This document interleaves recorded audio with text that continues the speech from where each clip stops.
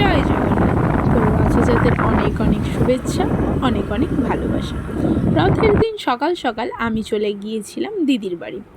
সেটার জন্যই বাপি আমায় বাসে তুলে দিতে এসেছিল বোয়ালকে।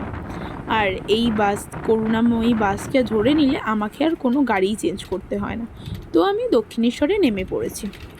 তারপরে অয়নদা আমাকে আনতে এসেছিল, সেই সব আর ক্লিপ নেওয়া হয়নি।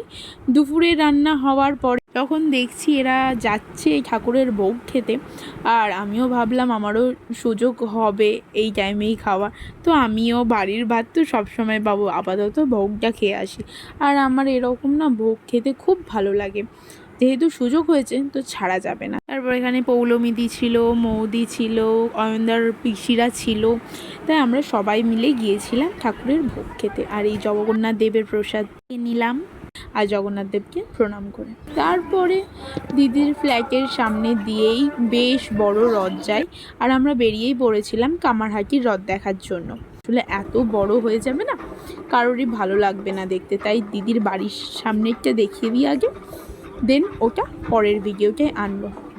সামনে দিয়ে এরকম নাচতে নাচতে যাচ্ছিল, তারপরে এক দল মহিলা আসছিলেন, আর ওই যে দূরে রথ বেশ বড়, আর অনেক বাতাসা ছড়াচ্ছিল, ফুল দিচ্ছিল, আর বহু বহু মানুষ রথের সাথে যাচ্ছিল, কারণ রথ তো টানতে টানতে তার মাসির বাড়িতে নিয়ে যাওয়া হবে। তো তাই আমিও ভিডিও করতে করতে কখন বাতাসাটা বেরিয়েছিলাম ভুলেই গিয়েছি, এখনই দেখতে পেলাম। আর বহু বহু লোক ছিল। আমাদের এখানে তো রথ সেইভাবে তোমাদের দেখানো সম্ভব হয়নি। আসলে আমিও এখানে ছিলাম না, আর দিদিরও ফার্স্ট বছর, আর বিপত্তারিণীর দিন দিদি এমনিও আমাদের বাড়িতে আসতো, তাই ভাবলাম চলেই যাই, রথ দেখাও হবে আমার সাথে, তোমাদেরও দেখা হবে।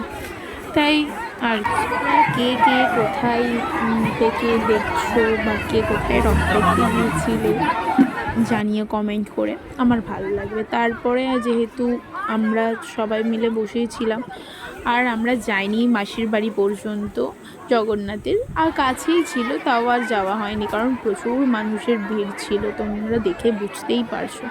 আমরা একটু চা খেয়ে তারপরে আমরা কামারহাটির উদ্দেশ্যে বেরিয়েছিলাম, যেটা বেশ বড় হয়, কলকাতার সবথেকে বড় রথ, সেটা দেখার জন্য। তো আসছে।